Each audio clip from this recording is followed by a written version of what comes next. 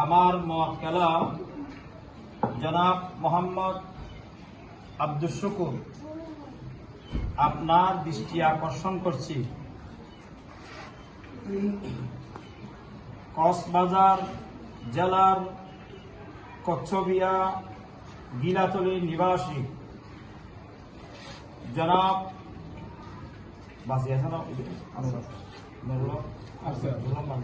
জনাব মোহাম্মদ নুরুল হাকিম, জনাব মোহাম্মদ নুরুল হাকিমের কন্যা, তৃতীয় কন্যা মোসাম্মদ মর্জিনা আক্তারকে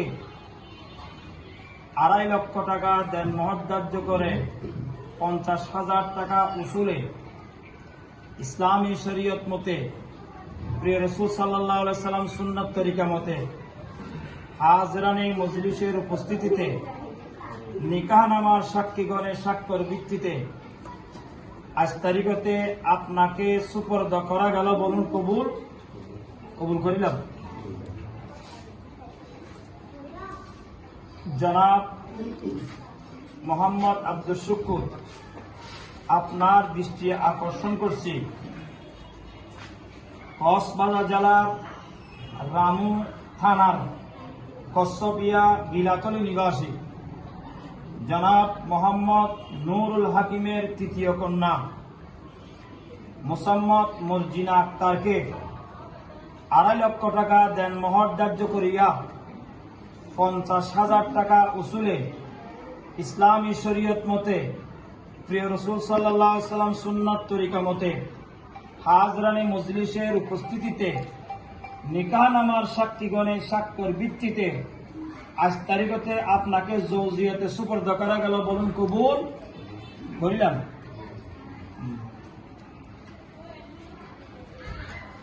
হাটহাজারী থানার অন্তর্গত শামসুল আলমের পুত্র মোহাম্মদ আব্দুস শুকুর আপনার দৃষ্টি আকর্ষণ করছি।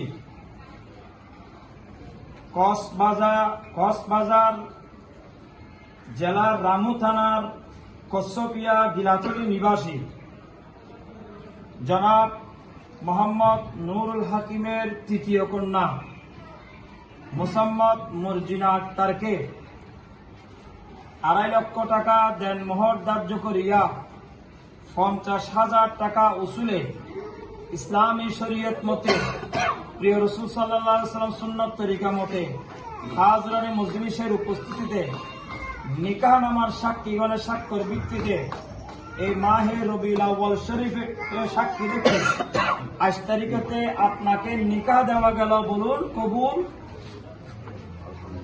ইয়া আইয়ুহাল্লাযীনা আমানু